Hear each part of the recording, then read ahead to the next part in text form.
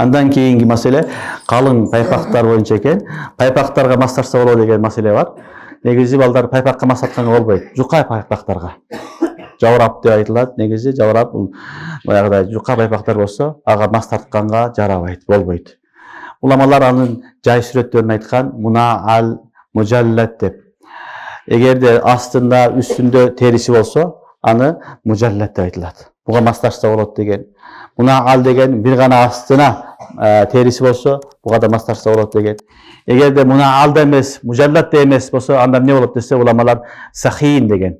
Сахин пайпак болсо, ошого мас тарса болот деген. Сахин пайпакты уламалар эмне кылган? Массыга кыяс кылып туруп, ошонун негизинде шарттарын айткан. 3 шарты болсо, ошол пайпакты сахин пайпак дейт. Ошондой пайпакка мас тарса болот деген. Түшүнүңөрбү? Эң биринчиси ошол басканда мүмкүн болсун ал менен чогуу. 2 мил, 3 мил басса жыртылбай турган болсун, бекем. Экинчиси өзү кармап тура турган. Бирдекени байлабасаң деле өзү не болот, мына сенин балтырыңда кармап турат. Экинчи шарты. Үчүнчү шарты суу тартпайт. Суу кирбейт. Мас тартсаң ичине суу кирбейт. Ушундай 3 шарты табылган пайпактар болсо, калың пайпактар болсо, уламалар ошого уруксат берген. Түшүнүңөрбү? Эгер ушул шарттар бирөөсү табылбаса, анда мас тартканга болбойт.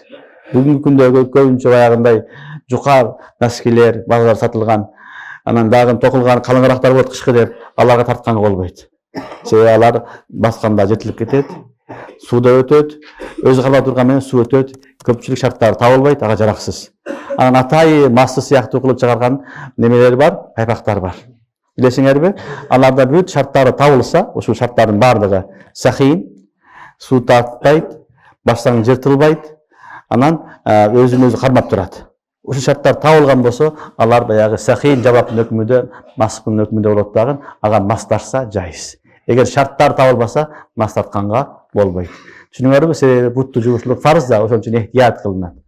Ал эми жаврап боюнча келген хадистер, балдар көбү заиф хадистер болгон үчүн уламалар муну эмне кылган? Массага кыяс кылышкан.